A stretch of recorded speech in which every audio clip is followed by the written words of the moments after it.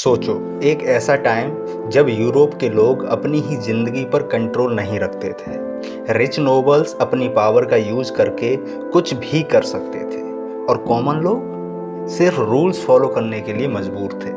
अगर एक पुअर इंसान गलती करता उससे हैवी पनिशमेंट मिलती, लेकिन अगर कोई पावरफुल नोबल वही क्राइम करे तो उसे कुछ भी नहीं होता था। सिस्टम कंप्लीटली अनफेयर था। फिर एंट्री होती है एक आदमी की, नाम था नेपोलियन बोनापार्ट। लोग सोच रहे थे ये भी बस एक रूलर होगा, लेकिन नेपोलियन के माइंड में कुछ और ही चल रहा था। अगर पावर चेंज नहीं हो सकती तो मैं रूल्स ही चेंज कर देता हूँ। फिर 1804 में एक नया लॉ आता है जिसका नाम था नेपोलियनिक कोड, और यहीं से गेम चेंज होना स्टार्ट होता है। रूल नंबर 1, सब इक्वल होंगे। नेपोलियन ने अनाउंस किया, लॉ के सामने सब बराबर हैं। अब कोई नोबल स्पेशल नहीं होगा, रिच हो या पुअर सेम पनिशमेंट मिलेगी। लोग शॉक में थे, सच में इक्वलिटी पॉसिबल है। रूल नंबर 2, फ्यूडल पावर को खत्म कर दिया गया। पहले फार्मर्स को, जमींदार को एक्स्ट्रा टैक्स देना पड़ता था, उन पर बहुत तरह के डिफरेंट टाइप्स ऑफ टैक्सेस लगाए जाते थे, लेकिन अब वो सारे प्रिविलेजेस को पूरी तरह से ख़त्म कर दिया गया, अबॉलिश कर दिया गया, जिससे फार्मर्स के लिए ये फ्रीडम जैसा फील हुआ।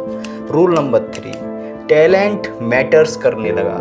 पहले आर्मी ऑफिसर बनने के लिए रॉयल फैमिली से होना ज़रूरी हुआ करता था, लेकिन नेपोलियन ने बोला अब सिर्फ टैलेंट मैटर करेगा। एक नॉर्मल सोल्जर भी अब हीरो बन सकता था।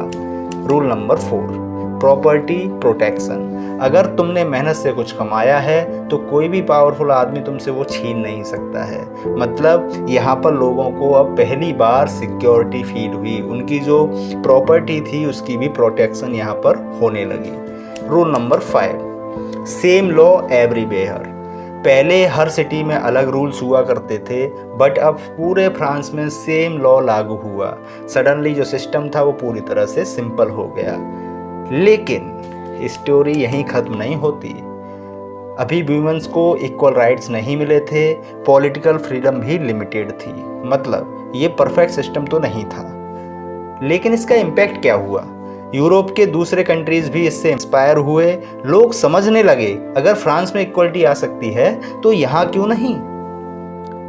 नेपोलियन बैटलफील्ड में शायद जरूर हार गया था, लेकिन उसका बनाया हुआ कानून आज भी दुनिया के लीगल सिस्टम में जिंदा है।